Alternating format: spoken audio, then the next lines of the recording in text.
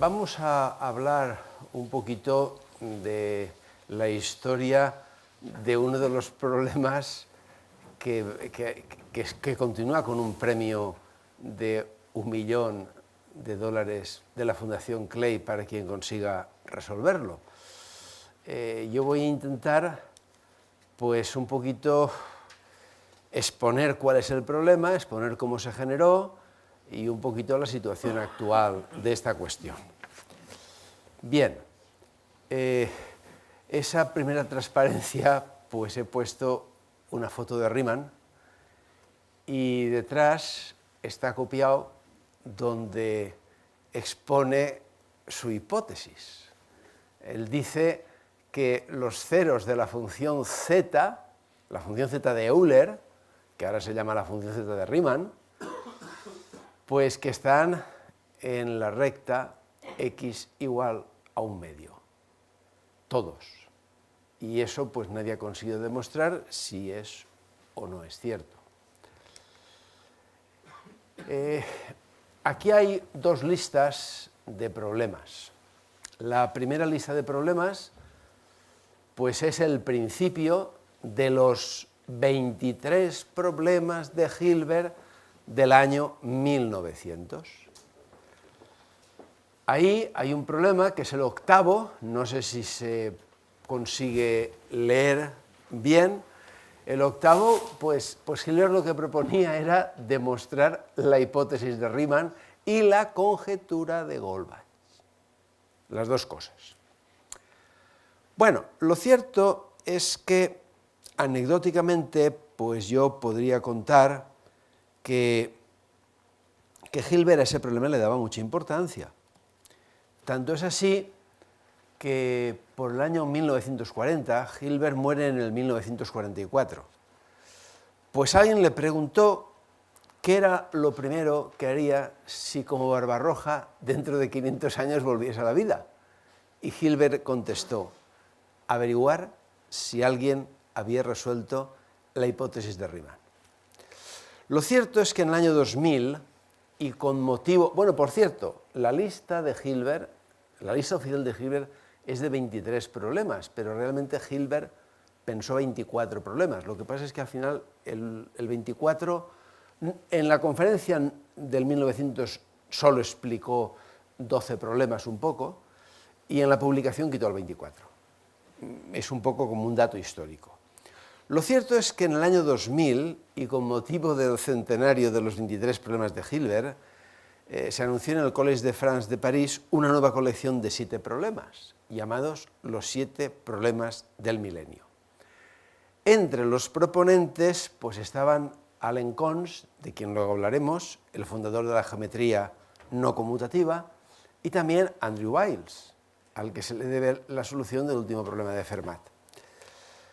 Bien, verán ustedes que el que era el octavo problema en la lista de Hilbert, pues ahora es el 4 problema en la lista de esos problemas del milenio. Pero le han quitado la conjetura de Goldbach, o sea que queda solo como resolver la hipótesis de Riemann. Bien, yo quisiera destacar algo, y es que el promotor de estos problemas, de los premios de estos problemas, London de Clay, hombre de negocios apasionado por la matemática, pues dice que lo que espolea a los matemáticos es el deseo de la verdad y la sensibilidad ante la belleza de las matemáticas. Palabras que recuerdan a las de Henri Poincaré, quien afirmaba que el científico no estudia la naturaleza solo por la utilidad de hacerlo, también la estudia por su belleza. Y Whitehead, que saben que fue coautor con Bertrand Russell de Principia Mathematica, decía que la auténtica sabiduría es inconcebible sin un sentimiento claro del valor estético de la perfección y la belleza. Bueno, esa función z, ¿cómo se define? Pues con ayuda de los números primos. La definición del número primo es sencillísima. un número es primo si tiene como divisores el 1 y ese mismo número. Tal vez esa sencillez es lo que motiva que Hardy, en la Apología del Matemático, escribiese lo siguiente, cualquiera lo puede leer: 7 es un número primo no porque nosotros pensemos que lo es, o porque nuestra mente esté conformada de un modo o de otro, sino porque lo es, porque la realidad matemática está hecha así. Más adelante el mismo Hardy dice: las lenguas mueren, pero las ideas matemáticas no. Y un poquito más adelante afirma: un matemático tiene más probabilidades que cualquier otro ser humano de entender lo que la palabra inmortalidad designa. En ese sentido, Alan Kons, uno de los proponentes de los 7 problemas del milenio, también afirmó que con independencia de la mente humana existe una realidad matemática pura e inmutable, que conforma el único lenguaje universal. Bueno, que yo haya citado esas dos frases no quiere decir que esté al 100% de acuerdo con lo que ellos comentan, pero este no es el objeto de esta conferencia. Yo más bien creo otra cosa. Creo que donde está la gracia de la matemática es en ese sexto sentido para gestionar los objetos matemáticos y que les da sensación de realidad, que es la demostración. La demostración podemos pensar que tal vez nace o la encontramos claramente pues en las paradojas de Zenón de Elea para defender a su maestro, el gran filósofo Parménides, y sobre todo en los elementos de Euclides, donde está la estructura de los axiomas, y después de los axiomas, pues esos casi 500 teoremas, pues algunos de ellos demostrados con gran sencillez, como la existencia de infinitos números primos, pues que ayudan a entender cómo es el mundo físico. Bueno, la dificultad de encontrar una fórmula que diese todos los números primos, pues llevó a Fermat a creer que los números de la forma 2 elevado a 2 elevado a n más 1 siempre daba un número primo. Tal vez le confundió el que los primeros 4 números, que son el 5, el 17, el 257 y el 65.537 son números primos. Pero llegó Euler, el hombre que calculaba, según Arago, con la misma facilidad que respiramos o que las águilas vuelan, y encontró que 2 elevado a 2 elevado a 5 más 1 es un número de 10 cifras, que es múltiplo de 641. Bueno, si eso es impresionante, es mucho más impresionante lo que hizo Gauss. Porque Gauss demostró que 2 elevado a 2 elevado a n más 1 es un número primo si se puede construir un polígono regular de n lados con regla y compás. Claro, por eso los griegos resolvieron con regla y compás la construcción del caso n igual a 1, que es el pentágono. Y Gauss, con 19 años, resolvió el caso n igual a 2, que era la construcción de un polígono de 17 lados, 2 elevado a 2 elevado a 2 más 1, solo con regla y compás, solo con 19 años. Y también resulta más admirable que entonces escribiese una frase: la matemática es la reina de las ciencias y la aritmética es la reina de las matemáticas. También el monje Marin Mersenne pues estuvo obsesionado con encontrar una lista de números primos y en su Cognitata Físico-Matemática afirmó, también sin demostración, que para n menor que 257, 2 elevado a n menos 1 sería primo si y solo si n era uno de los números 2, 3, 5, 7, 13, 19, 31, 67, 127 y 257.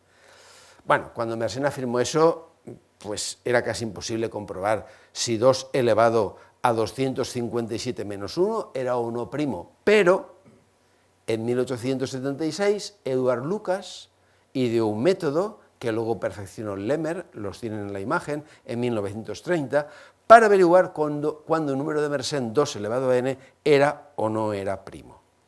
Lucas probó que el noveno número de Mersenne, el 2 elevado a 127 menos 1, era un número primo de 39 cifras y que la conjetura de Mersenne era falsa porque había metido por error el 67 y el 257 y más adelante comprobó que se había dejado el 61, el 89 y el 107. Bueno, los números primos de la forma 2 elevado a n menos 1 se llaman números de Mersenne. Conocemos 47 y, bueno, pues el número 47 da la casualidad que es 2 elevado a 43.112.609 menos 1, que es un número de casi 13 millones de cifras. Bien, el que Fermat y Mersenne hicieran afirmaciones sin demostración, pues era normal en esa época, porque ya saben ustedes que el rigor en matemáticas podemos decir que empieza con Euler. No obstante, Euler también hizo alguna demostración que no era totalmente rigurosa, pero las mínimas. Ya saben que el destino de Euler pues parecía que iba a ser como su padre, pastor protestante. Pero dio la casualidad que un compañero suyo de colegio pues era Daniel Bernoulli, que bueno, pues era hijo de Johann Bernoulli, que había sido a su vez compañero del padre de Euler. Entonces Johann Bernoulli le daba clase los fines de semana a su hijo Daniel, y fue también esas clases particulares, pues fue Euler. Y bueno, pues se dio cuenta Johann Bernoulli de quién era Euler y convenció a su padre que sería más interesante que su hijo se dedicase a las matemáticas. De hecho, el primer trabajo de Euler, después de su fracaso tratando de conseguir una plaza de profesor en Suiza, concretamente en Ginebra, lo obtuvo gracias a Daniel Bernoulli, a su compañero de colegio. ¿Por qué? Pues porque el zar Pedro I el Grande había fundado la Academia de San Petersburgo. Entonces, pues en la academia la familia de los Bernoulli dominaba el mundo científico y Daniel estaba trabajando en la Academia de San Petersburgo. Daniel fue el que consiguió que Euler tuviera una plaza de trabajo que en principio la plaza que iba a tener Euler iba a ser de estudiar la fisiología, sí, fisiología. Pero tuvo suerte y cuando llegó, a lo mejor la fisiología con regla y compás hubiera sido muy interesante, pero lo cierto es que cuando Euler llegó a San Petersburgo, pues existía una vacante en física y matemática que fue la que ocupó.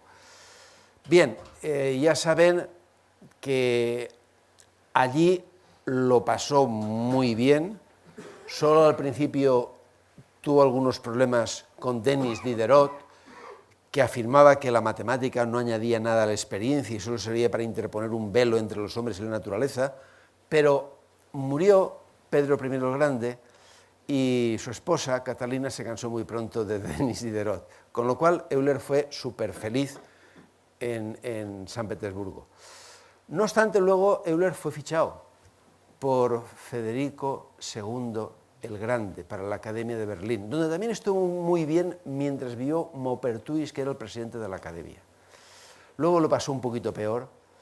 De hecho, Federico II era muy soberbio y le llamaba al pobre Euler mi cíclope ilustrado. Y aparte de eso, sufrió Euler mucho con las ironías de Voltaire. Bueno, eso provocó que Euler se volviese a San Petersburgo. Es donde acabó su vida y donde ya ciego, pues escribió una gran parte de sus 800 artículos y una gran parte de sus numerosísimos libros. Bien, hoy Pues vamos a hablar un poquito de esta función, de la función z de Euler. La intuición de Euler realmente era impresionante. Fíjense que en 1751 escribió, estoy muy bien, Pedro, de verdad. Escribió, hay algunos misterios que la mente humana no penetrará jamás. Para convencernos basta que echemos un vistazo a las tablas de números primos. En ellas no hay orden ni ley.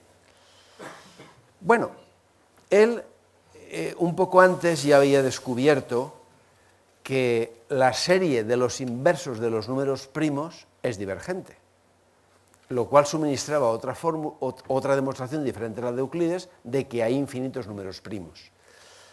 Y un poquito más adelante, pues consiguió demostrar que cuando el exponente x es mayor que 1, pues ya saben ustedes que la serie armónica es convergente.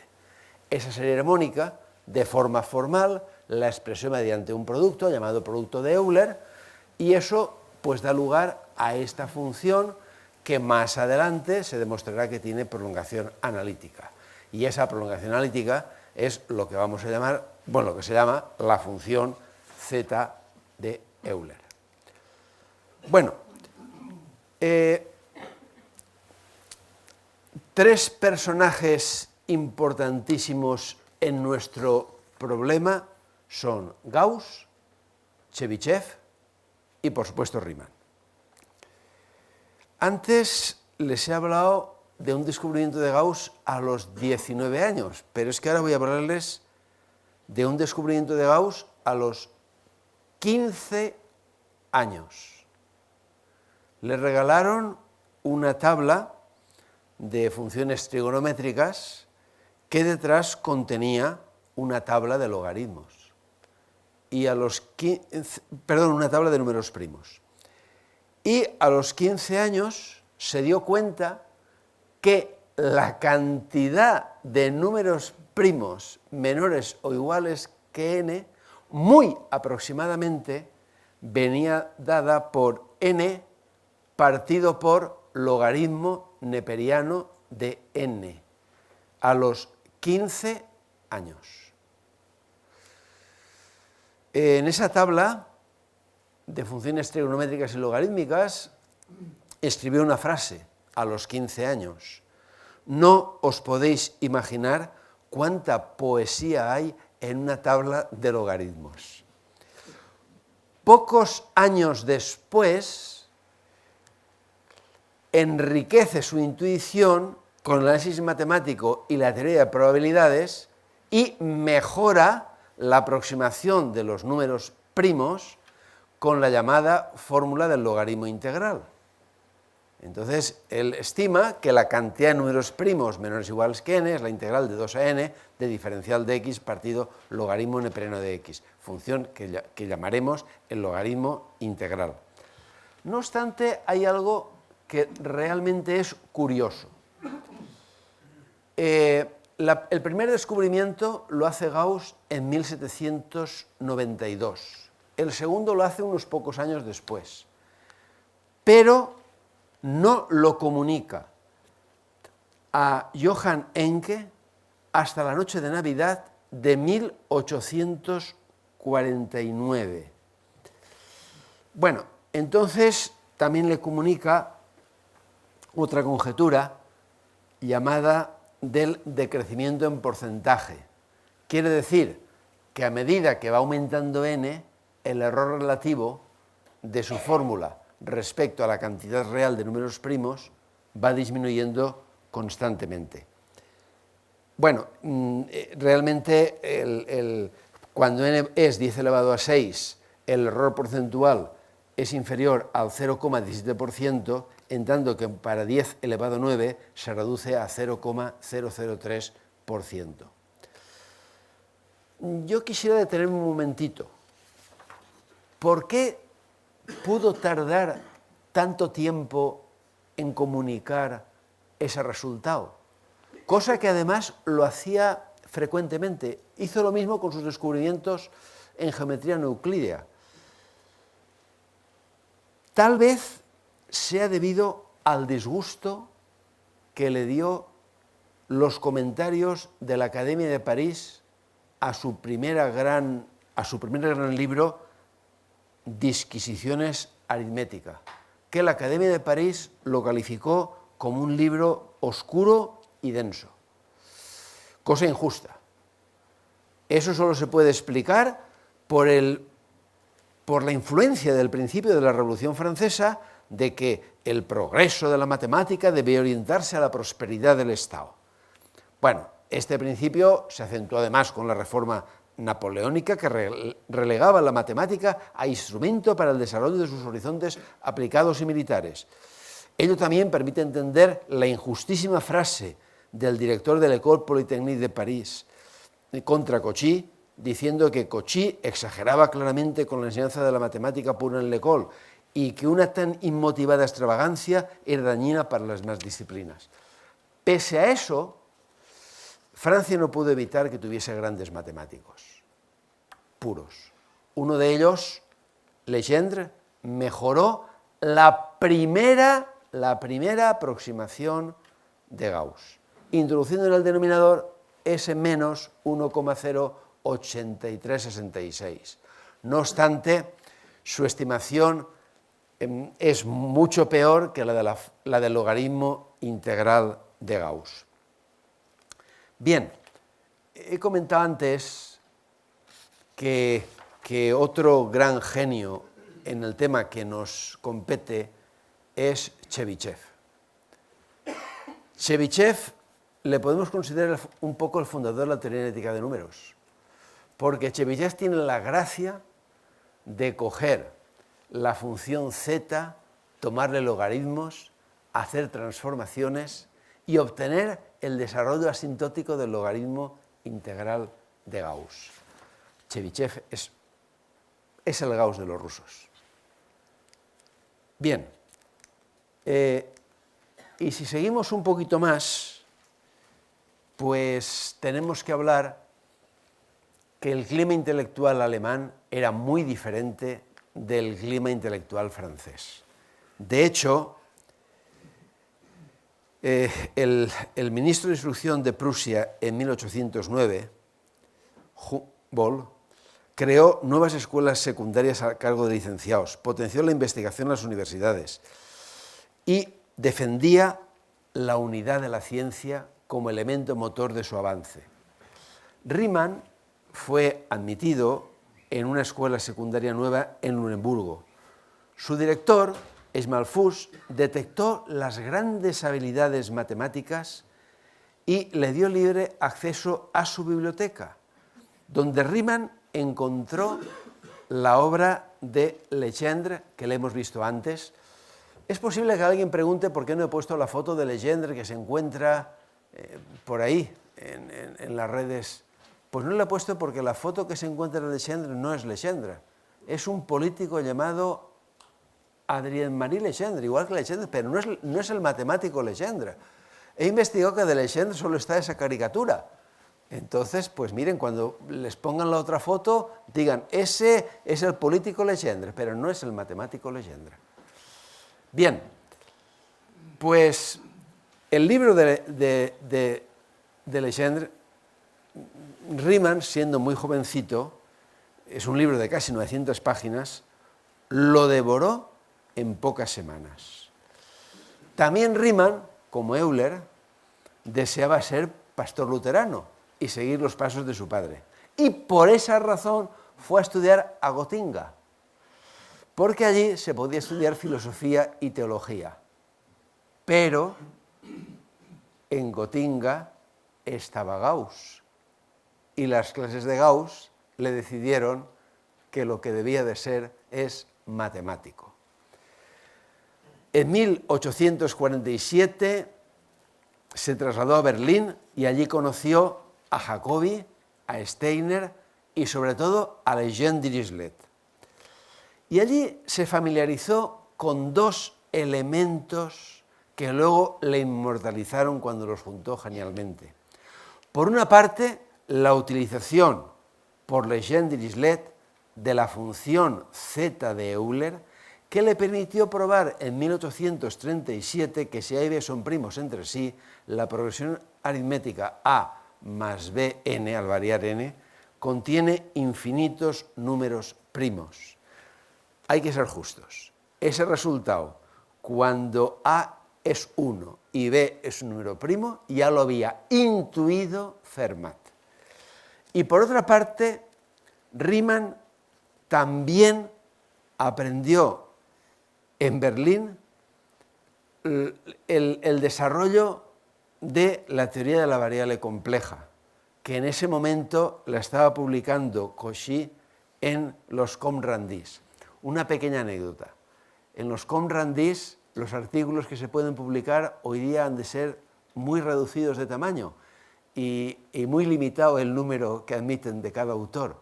Y eso es provocado por la gran cantidad de artículos que publicó Cauchy. Y entonces pusieron esa limitación. Realmente Riemann, cuando estudió los artículos de Cauchy, dijo: esta es la nueva matemática. Riemann volvió a Gotinga en 1849 para terminar su tesis doctoral bajo la dirección de Gauss. Precisamente el año en que Gauss, ya estaba muy anciano, en que le comunicó a Encke su fórmula del logaritmo integral para estimar la cantidad de números primos. Pero entonces Riemann estaba preocupado solo por la variable compleja de Cauchy. En el 1851, presenta la tesis doctoral y Gauss la valoró como un trabajo propio de una mente creativa, activa, genuinamente matemática y de una originalidad magníficamente fértil.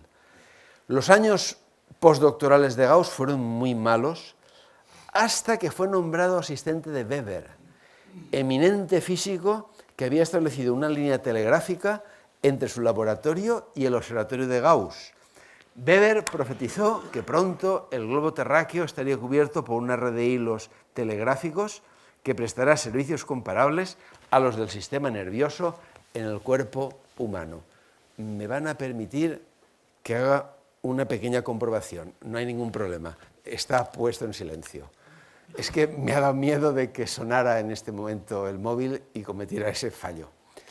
Bien, en el 1854 Riemann aceleró la presentación de su tesis de habilitación porque le preocupaba el estado de salud del anciano Gauss, quien aún pudo oír las ideas de Riemann sobre la geometría y las relaciones con la física, originadas durante la colaboración con el físico Weber. Riemann estaba convencido de que la física fundamentalmente es matemáticas, y años más tarde desarrollaría, ya catedrático en Gotinga, desarrollaría la geometría riemanniana.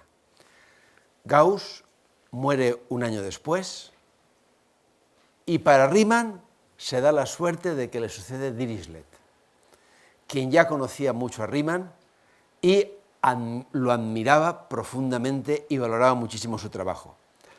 Riemann siempre estaba encerrado en la biblioteca. En alguna ocasión Dirichlet consiguió sacarle de la biblioteca y comentar, paseando, ideas matemáticas. Y eso le inspiró a Riemann una nueva forma de ver los números primos.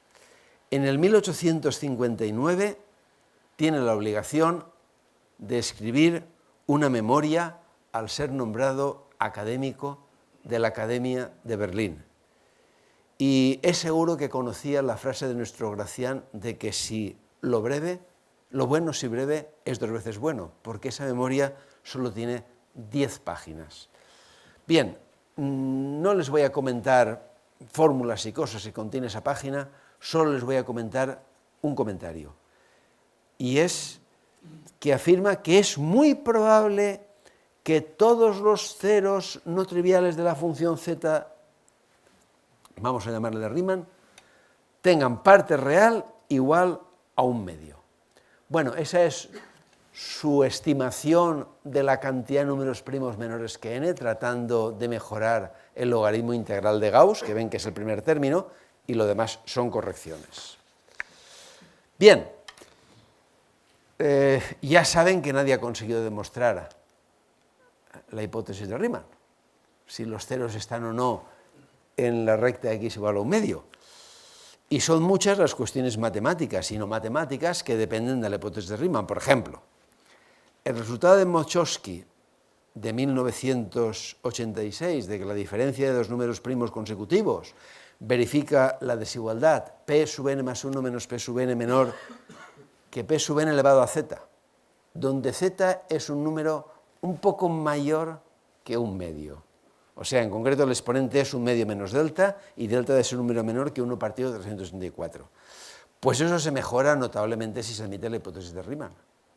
Porque si la hipótesis de Riemann es cierta, se puede demostrar que p sub n más 1 menos p sub n, pues es menor que p sub n elevado a 1/2 por logaritmo neperiano de n. Eso tendría importancia práctica muchísima. Nos permitiría con mucha más rapidez calcular números primos muy grandes, con lo cual favoreceríamos la seguridad de nuestro encriptado de las transacciones electrónicas, como más adelante comentaremos. Bien, voy a hablarles un momentito de algunos matemáticos que han hecho contribuciones, porque nos vamos acercando hacia la hipótesis de Riemann, eso es cierto. El primero de que voy a hablarles es de Stieltjes. Stieltjes pues era hijo de un notable parlamentario holandés, se dedicaba totalmente a las matemáticas, por culpa de eso suspendió 3 veces los exámenes de ingreso en la universidad, y como idolatraba a Gauss, pues deseaba trabajar en un laboratorio.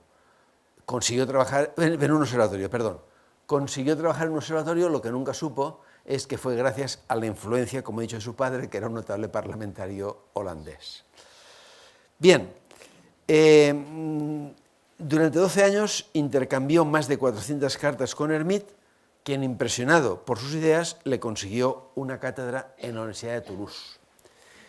En 1875, Stieltjes afirmó que tenía una demostración de la hipótesis de Riemann. Y claro, Hermite deseaba conocerla, pero siempre le respondía igual, que faltaban pequeños detalles. Entonces Hermite, para que la escribiese, pues se inventó un truco. El truco es que consiguió que la Academia de París dedicase el Gran Premio de Ciencias Matemáticas de 1890 a la demostración, no de la hipótesis de Riemann, sino de la conjetura de Gauss, de la disminución porcentual, de la diferencia entre la cantidad de números primos y su estimación mediante el logaritmo integral. Hermite ya sabía que para demostrar esa conjetura solo hacía falta demostrar que las abscisas de los ceros no triviales de la función z de Riemann son menores que 1. Es decir, no que están colocadas en la recta x igual a 1/2, sino simplemente que son menores que 1. Dijo, bueno, ¿se animará a escribirlo? Bueno, pues Stieltjes no se presentó al premio, y el premio se lo dieron a Hadamard.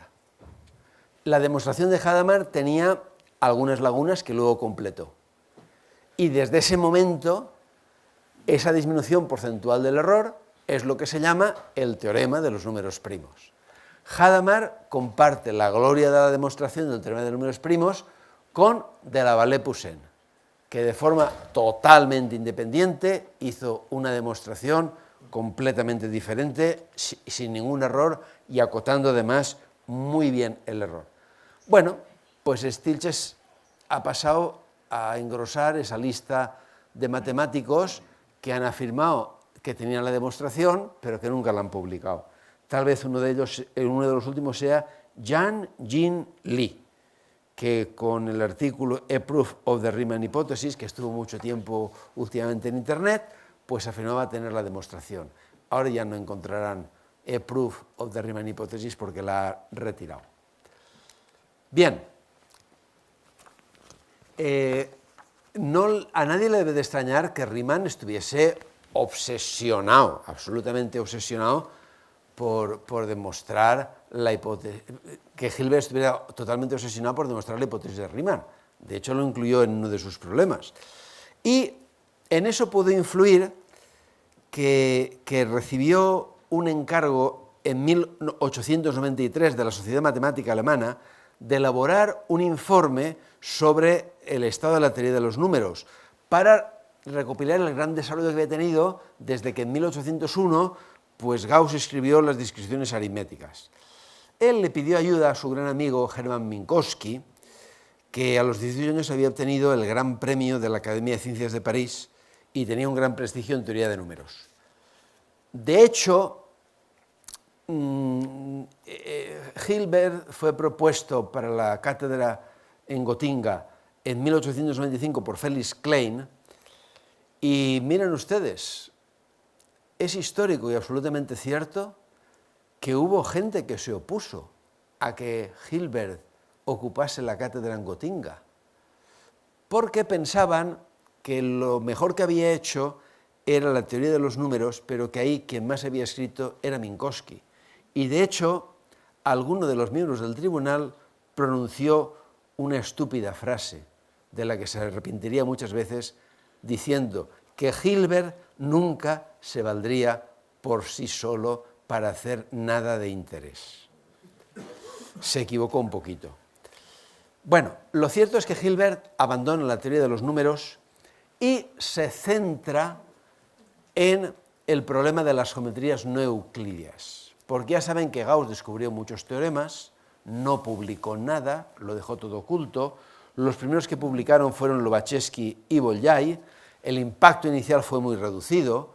En la comunidad matemática pensaba, bueno, que contendrían alguna contradicción las geometrías no euclidianas y que serían de escaso valor. Pero Hilbert hace la primera contribución notabilísima al demostrar que las geometrías no euclidianas contendrán alguna contradicción si, y solo si, la geometría euclídea también contiene alguna contradicción.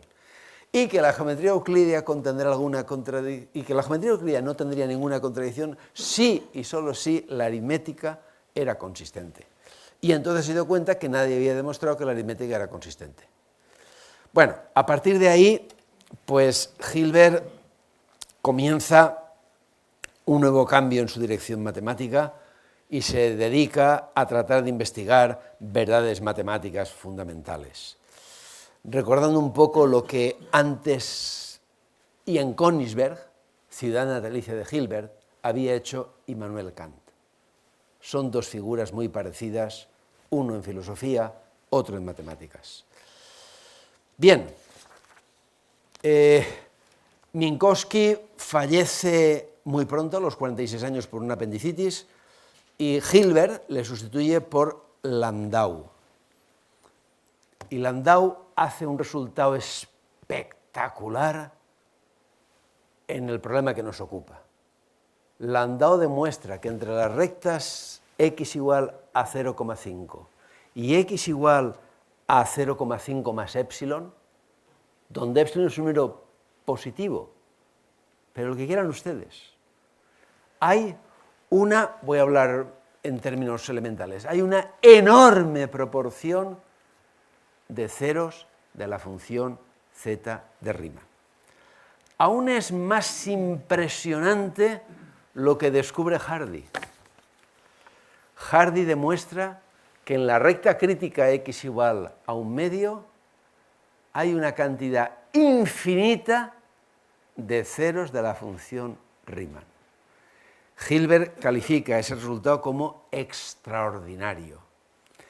Y Hardy tiene una suerte, y es que en el Trinity College encuentra a un joven, 8 años más joven que él en aquel momento, que es Lyd Lebut, con quien va a establecer una fructísima colaboración que va a durar 37 años y van a publicar más de 100 artículos conjuntos.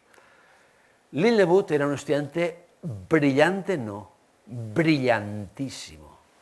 Y cuando terminó, pues le pidió a su tutor, voy a decir quién es, era un ignorante, Ernest Barnes. Le pidió pues un primer problema para empezar a trabajar.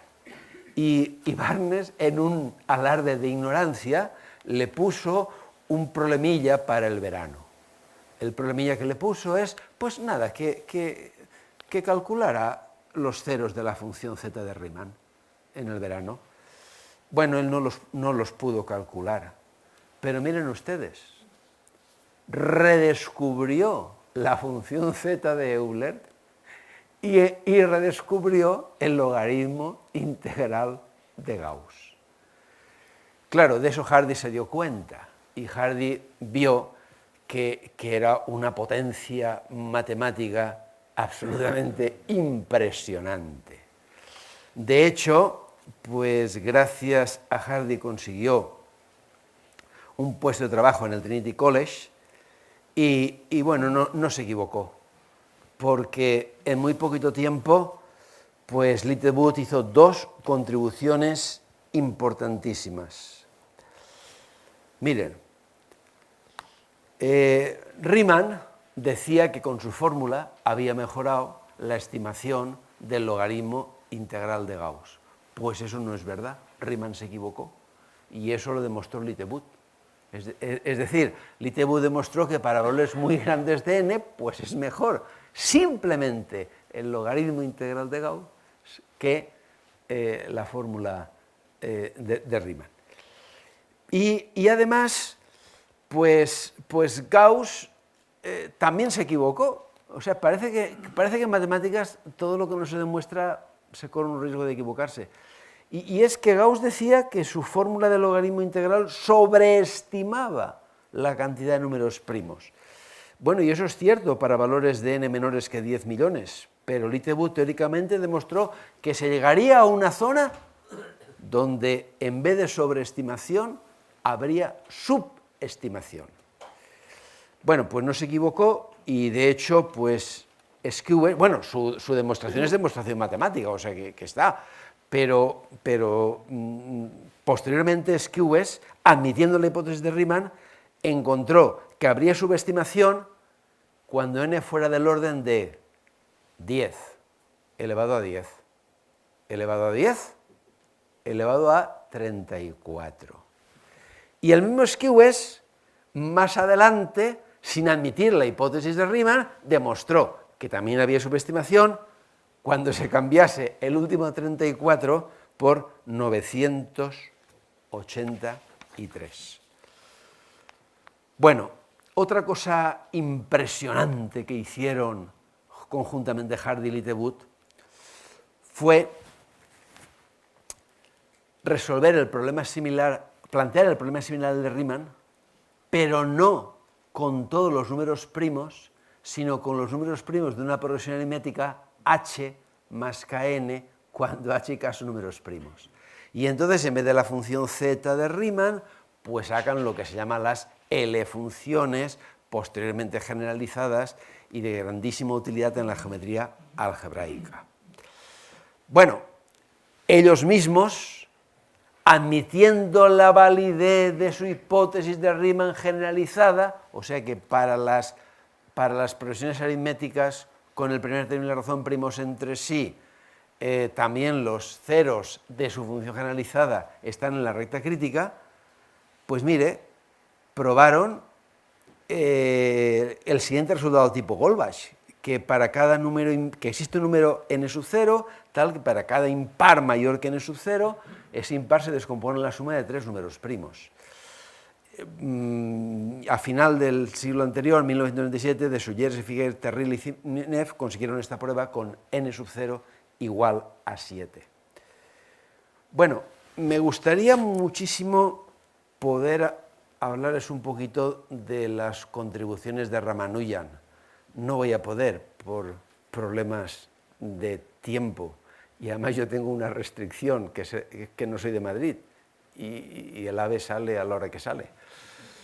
Si no, con muchísimo gusto, pero sí que quiero decirles algo y es que Ramanujan, pues ya saben ustedes que sin ninguna formación de ningún tipo, leyendo además un libro muy malo que se llamaba un resumen de resultados elementales de matemática pura con demostraciones abreviadas, que solo tenía 6.165 teoremas sin demostraciones, pues miren, no se sabe cómo, pero se metió los teoremas en la cabeza y aprendió otra forma de hacer matemáticas. Eso causó admiración y la influencia de la red brahmánica, porque en la universidad no pudo estudiar aunque tenía beca, porque claro, solo estudiaba matemáticas, y le pasó como a Stilches. Pero la influencia de la red brahmánica le consiguió pues, un puesto de trabajo en el puerto de Madrás y que empezase a publicar artículos en el Journal de la Indian Mathematical Society, que por cierto, la Sociedad Matemática India se fundó 10 años antes que la Real Sociedad Matemática Española. Una pequeña curiosidad. Bien, lo cierto es que eso llamó la atención y pues un ingeniero, Griffith, el que trabajaba en el puerto, le convenció de que enviase sus aportaciones al matemático Hill.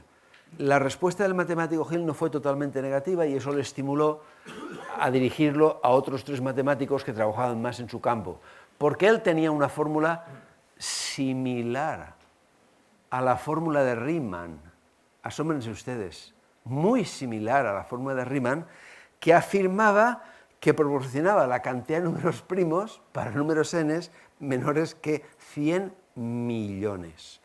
Bueno, él escribió a Hobson, a Baker y a Hardy. Los 2 primeros la carta hicieron así y la echaron a la papelera. Hardy estuvo tentado a hacer lo mismo, pero se reunió con Littlewood. Lo pasaron muy mal porque, claro, era un matemático no formal y era otra cosa diferente, pero al final se dieron cuenta que estaban frente a un genio. Le convencieron, consiguieron que fuese a trabajar con ellos y, bueno, pues allí trabajó mucho, hicieron la fórmula de las particiones, hicieron infinidad de cosas. Ya saben ustedes la famosa anécdota. Bueno, él llegó con amebiasis, llegó muy enfermo. Luego decían que también tenía tuberculosis. Y en una de las ocasiones, estaba más tiempo en el hospital que fuera, y en una ocasión que estaba muy malito, pues fue Hardy a visitarle. Claro, lo encontró medio moribundo y no sabía qué decirle, y entonces solo se le ocurrió decir, fíjese, usted ha venido con un taxi que la matrícula era un número tonto, el 1729. Y el moribundo Ramanujan contestó, no diga usted, hombre, que es el número más pequeño que puede descomponerse de 2 formas diferentes como suma de 2 cubos. Claro, es que es el 10 al cubo más 9 al cubo y también es el 12 al cubo más 1 al cubo. Hardy se quedó helado, titiritando casi, y le preguntó, bueno, ¿y usted conoce si para la 4ª potencia hay también algo parecido? Y el moribundo se quedó pensando un ratito y le dijo, pues mire, sí, lo que pasa es que ahí el número va a ser muy grande, ¿eh? Bueno, le hicieron volver a la India y murió muy jovencito. Bueno, él hacía sus matemáticas así, ¿eh? Un teorema y otro teorema y otro teorema y otro teorema, sin demostraciones, claro. Bueno, más o menos 1/3 eran teoremas que ya estaban hechos, otro 1/3 teoremas erróneos y otro 1/3 genialidades. Bien, muy poquito más puedo hablarles. Estos 3 eminentes matemáticos tienen muchísimo que ver con la hipótesis de Riemann. El primero de ellos, pues es Siegel. Siegel es un matemático excepcional que simplemente comentando las ideas que tenía sobre la hipótesis de Riemann a Hilbert, pues ayudó a obtener un puesto en la Universidad de Frankfurt y además a tener libre acceso a los escritos inéditos de Riemann. Ahí tuvo una paciencia admirable y consiguió encontrar, bueno, primero descubrió que esa idea que se tenía de que Riemann no hacía cálculos y que era un matemático puramente conceptual y de ideas era falsa. Es decir, Siegel se dio cuenta que las ideas las sacaba después de mucha experimentación numérica. Y descubrió una fórmula impresionante que él mejoró, que se llama hoy día la fórmula de Riemann-Siegel, para calcular los ceros de la función z de Riemann. Gracias a eso, Stigmar pues utilizando una máquina de aquella época, pues consiguió probar que los 1041 primer cero de la función z de Riemann pues están en la recta crítica, en x igual a 1/2. Bien, Siegel pues tuvo la opción de volver a Gotinga, pero quiero contar a qué fue debido. Fue debido a que a finales de 1933 las clases de Landau eran boicoteadas por su ascendiente judío. Landau trataba de capear el temporal y de aguantar aquello lo más estoicamente que podía, hasta que en un momento no pudo con el improperio, iba a decir del imbécil, matemático Teichmüller, que dijo que el modo judío que tenía Landau de presentar el cálculo infinitesimal era incompatible con el pensamiento ario. Díganme ustedes qué tendrá que ver el cálculo infinitesimal con el pensamiento ario. ¿A qué grados de imbecilidad puede conducir el fanatismo? Bueno, eso fue lo que posibilitó que Siegel se fuera a Gotinga, pero miren ustedes, se fue de Gotinga. Se fue de Gotinga a Estados Unidos, volvió después de la guerra y entonces se enteró que quien había continuado la investigación sobre la hipótesis de Riemann y las cuestiones relacionadas con la hipótesis de Riemann era el sueco Selberg. Selberg se había formado pues en la biblioteca de su padre, donde había encontrado un artículo de Ramanujan que le entusiasmó. Su padre le facilitó los collected papers de Ramanujan y eso hizo posible que cuando entrara en la universidad Selberg tuviera ya varios artículos de investigación escritos. Bueno, él encontró, por ejemplo, que la densidad de ceros de la función z entre k y 2k no tiende a cero cuando k tiende a infinito. Es decir, que la función z tiene muchísimos ceros.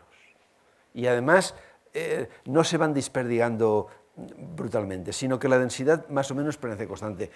Ese resultado lo expuso en el Congreso Escandinavo de Matemáticas de Copenhague en 1933, atrajo la atención de Hermann Weyl y se fue a Princeton, donde allí tuvo la suerte de encontrar a Paul Erdős, que era también otro fugitivo. Es un hombre que ha escrito muchísimos artículos de investigación, probablemente solo Euler le ha ganado en número, y saben ustedes que en Internet pueden averiguar ustedes su número de Erdős. Por ejemplo, el número de Erdős de Albert Einstein es 2. ¿Por qué? Pues porque Albert Einstein tiene escrito un artículo con Strauss y a su vez Strauss tiene escrito un artículo con Albert Erdős. Todos tenemos, escribiendo tantos artículos que todos tenemos un número de Erdős asignado. Bien, Erdős además regalaba a los estudiantes prácticamente todo lo que ganaba, comía muy poco, solo fumaba y tomaba café prácticamente.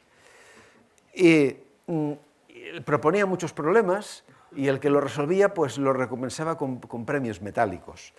Cuando algún teorema, alguna demostración le gustaba mucho, pronunciaba siempre una misma frase: esta demostración llega del gran libro. Su primer resultado pues es la demostración, una demostración muy elegante. Antes Bertrand ya había hecho una, de que entre n y 2n siempre hay un número primo. Otro señor que también hizo una demostración mucho más complicada fue Chebyshev, y Erdős se llevó un disgusto cuando se enteró que su prueba ya la había hecho antes otro matemático, justamente Ramanujan. Poco después, Erdős oye decir en una conferencia en Princeton que el número de factores primos de un número debe seguir la distribución de Gauss, pero el conferenciante, que era Macaque, dijo que no sabía suficiente teoría de números como para demostrarlo. Desde ese momento, Erdős desconectó de la conferencia, demostró rigurosamente el teorema y cuando acabó la conferencia le enseñó la demostración de la afirmación que había hecho. Bueno, lo que sí les debo de decir es que, pues ya he comentado antes que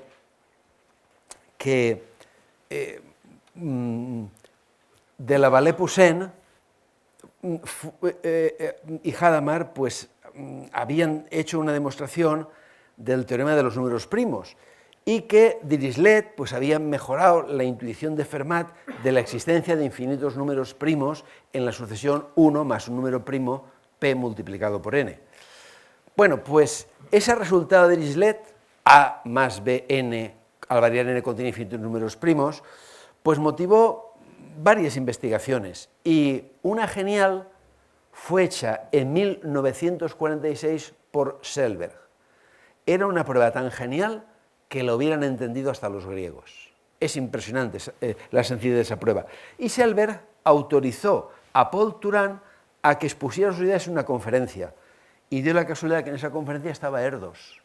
Y a Erdos se dio cuenta que había oído todo lo que necesitaba para hacer una prueba súper trivial de la afirmación de Bertrand, luego demostrada por Chebyshev, de que entre n y 2n hay un número primo. Además, mejoró y demostró que entre n y kn, siendo k un poquito mayor que 1, pues siempre había un número primo a partir de un cierto número n. Y tuvo la delicadeza de comentarle a Selberg el resultado. Y entonces Selberg concedió una demostración súper elemental del teorema de los números primos, del decrecimiento del error respecto a la cantidad de números primos y el número integral. Y ahí vino una gran pelea, porque entonces Selberg le comentó a Erdos su demostración. Y Erdos, que le gustaba mucho escribir artículos en colaboración, pues le dijo, hombre, pues escribamos esta demostración elemental tú y yo en colaboración. Y Selberg le contestó, yo escribo las matemáticas solo y jamás escribo ningún artículo de colaboración con nadie. Si se van a Mastinet, como yo he hecho, eso es falso, porque tiene un artículo en colaboración con el indio Chowla. Bueno, lo cierto es que Selberg modificó su demostración para no tomar nada de lo de Erdos, lo publicó en Annals de Mathematics, recibió la medalla Fields y recibió la medalla Wolf, que Erdos la había ya recibido 2 años antes, que Erdos se puso furiosísimo, y que, bueno, hizo otra demostración que gracias a Hermann Weyl pues la consiguió demostrar y la consiguió publicar, y además escribiendo, bueno, agradeciendo también lo que Selberg había hecho. Bien, más cosas. Llega la informática. A la vista de que no se producen pues grandes descubrimimientos sobre si todos los ceros están o no están en la recta crítica, pues bueno, pues llega la informática para ayudarnos. Y bueno, pues ya se llegan a calcular los 3,5 millones de primeros ceros no triviales de la función z de Riemann, y todos, su coordenada x es 1/2. Bueno, y Bernard Zagier, pues, que era miembro del Max Planck Institute for Mathematics y conocedor de las limitaciones de los ordenadores de los años 70, 1970, pues bien, afirma que eso de los 3,5 millones de ceros, que bueno, que si algún día se consiguieran 300 millones de ceros y se viera que todo está en la letra crítica, pues él empezaría ya a creerse un poquito la hipótesis de Riemann.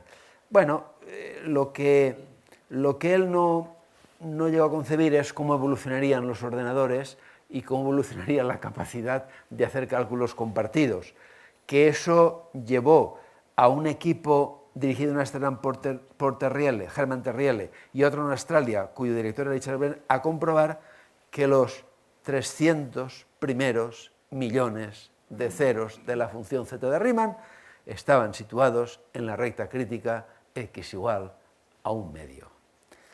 Bueno, desde ese momento Zagier se convirtió en un gran defensor de la certeza de la hipótesis de Riemann, y para más INRI, Jan van der Lune, uno de los componentes del equipo de Terrielle, tras su jubilación y con 3 ordenadores y mucho tiempo libre, pues consiguió probar que los primeros 6.300 millones de ceros no triviales de la función z de Riemann también están en la recta crítica. Y en el 2004, Gourdon anunció la comprobación numérica de que los primeros 10 billones de ceros no triviales de la función z de Riemann están en la recta crítica. Y en el 2005 se desarrolló el proyecto Z-GRI de computación distribuida capaz de verificar billones de ceros por día. Bueno, todos están en la recta de x igual a 1/2. Pero según Gerard Frey, que saben que tiene un papel importantísimo en la demostración del último teorema de Fermat, pues Gerard Frey afirma que si algún día se demuestra la hipótesis de Riemann, se tendrá que hacer como con el último teorema de Fermat, sin ordenadores, que no son capaces de llegar al infinito. Dos pequeñas consideraciones adicionales. Miren ustedes, hay cantidad de resultados, y termino, hay cantidad de resultados tremendamente próximos a la hipótesis de Riemann. Uno de ellos es la famosa hipótesis falsa de Mertens. Mertens dijo que la llamada función de Mertens en módulo está acotada por la raíz de n, o sea, m de n en módulo es menor que raíz de n. ¿Qué es m de x? ¿Qué es? Pues m de x es una cosa muy sencilla, pues es una suma de unos, ceros y menos unos. Es decir, a cada número se le atribuye un 1, un 0 o un menos 1. ¿En función de qué? Pues si al descomponer los números primos aparecen números primos repetidos, se asigna un 0. Si no aparecen números primos, se le asigna un más 1 o un menos 1, según que sea par o impar, el número de factores. Bueno, pues eso es falso. Y eso lo demostró Ozlico con ayuda del supercomputador Cray 1 del Laboratorio de Investigación de la ATT y Hermann Terriel en Ámsterdam probaron su falsedad. Y, animados después de saber numéricamente que era falso, hicieron una demostración teórica, probando que hay infinitos valores de n para los cuales la función de Mertens supera a 1,06 por la raíz de n. Y también hay infinitos valores de n para los cuales la función de Mertens es negativa y al ser negativa es más pequeña que menos 1,009 por la raíz de n. Bueno, pues mire, admírense ustedes, es falso que la función de Mertens esté acotada por la raíz de n, eso es falso. Pero es equivalente a admitir la hipótesis de Riemann el que la función de Mertens esté acotada en valor absoluto por n elevado a 1/2 más epsilon, cualquiera que sea epsilon, positivo. Es decir, que si algún día alguien demuestra que la hipótesis de Riemann es cierta, habrá demostrado que la hipótesis de Riemann, que la conjetura de Mertens al subir el exponente un poquito, también es cierta. Pero que en cambio, muy cerquita de eso, hay una propiedad que es falsa. Bien, yo había preparado bastante más conferencia, incluso relaciones con la física y cosas de ese tipo, pero bueno, solo voy a hacer unos comentarios finales, muy finales, ven, de gente que vive. Miren, según Bombieri, que es medalla Fields, precisamente por haber demostrado un poco lo que se llama la hipótesis de Riemann en promedio, la hipótesis de Riemann es correcta. ¿Por qué defiende él que la hipótesis de Riemann es correcta? Pues la defiende fundamentalmente por dos motivos. Por una parte, la cantidad de números que se han calculado y que todos están ahí. Y por otra parte, el que la distribución de los ceros, que ya se conoce muchísima, pues sigue la distribución, entre comillas, uniforme, es un poco más complejo, pero entre comillas uniforme, que predicha teóricamente por la ecuación funcional ya dada por Riemann. Bueno, pero Peter Sarnak da argumentos en contra. ¿Cuáles son sus argumentos? Pues muy simples. Los argumentos son, vamos a ver, ¿cómo se puede calcular la cantidad de números de ceros? Pues muy fácil, con una integralita de esas con una integral en un caminito cerrado alrededor de la recta crítica, ¿de acuerdo? De la derivada de la función z partido por la función z y el 1 partido por 2pi, o sea, las típicas fórmulas de la variable compleja. Bueno, pues la diferencia cuando la altura es pequeñita, pues esa diferencia es muy pequeña, con lo cual quiere decir que es posible que todos los ceros estén dentro, pero si uno hace integrales un poco más grandes, pues ya la diferencia ya no es tan pequeña. Es pequeña, eso no dice nada, pero bueno, cabe la posibilidad de que pueda haber algún cero escapado por fuera. Ahí, no obstante, hay mucha gente que critica y dice que, bueno, que se hacen cálculos aproximados, bien, pero hay otro argumento que Sarnak expone infinitamente más contundente, y es un descubrimiento de Selberg. El descubrimiento de Selberg es que esa diferencia, vamos a llamarle S de t, entre el cálculo teórico y el cálculo real, pues resulta que Selberg le calculó la varianza. Y la varianza es 1 partido por 2pi cuadrado logaritmo neperiano del logaritmo neperiano de t. ¿Qué quiere decir eso? Pues eso quiere decir que si la varianza es positiva, pues la diferencia es positiva, evidentemente. ¿Está claro o no? La varianza de 0, 0, 0, 0, 0, 0, que yo sepa, es 0. Ahora ustedes me dirán, ¿y eso cuándo es grande? ¿Cuándo 1 partido 2pi cuadrado logaritmo neperiano del logaritmo neperiano de t es grande? Pues hombre, es fácil hacer el cálculo. Cuando t sea, por ejemplo, del orden de e elevado a e elevado, por ejemplo, a 200pi cuadrado, la varianza será 100. Pero ¿cuál es el problema? El problema es que e elevado a e elevado a ese 200pi cuadrado que he dicho, calcúlenlo. Es decir, no tenemos capacidad hoy día para hacer cálculos aproximados de esos números. Bueno, yo quisiera terminar, porque tengo una restricción grave, con una frase de Wiles. Wiles dice, con un grandísimo criterio, que un problema de matemáticas nunca es una meta final, ya que alrededor de cada problema hay un mundo esperando que lo descubran. Miren, sin esta preocupación por resolver la hipótesis de Riemann, Andrew Weil, de quien me hubiera gustado muchísimo hablarles, porque es una figura absolutamente encantadora, pues Andrew Weil no hubiera dado el principio del descubrimiento de la geometría algebraica que luego siguió Grothendieck, que ya sabrán ustedes que lo hizo en la cárcel. Y allí demostró la hipótesis de Riemann, pero no como nos gustaría, sino en los cuerpos Z partido por P con P'. Hay gente que luego en broma le decía que, bueno, que no había demostrado la hipótesis de Riemann porque lo que necesitaba era otro periodo de cárcel, para así en la tranquilidad de la cárcel poderlo demostrar. ¿Y saben ustedes por qué fue a la cárcel Andrew Weil? Pues fue a la cárcel porque no quería ir a la guerra. Él era extraordinariamente pacifista. De hecho, incluso estuvo en la India. Y en la India, pues se enamoró del espíritu indio.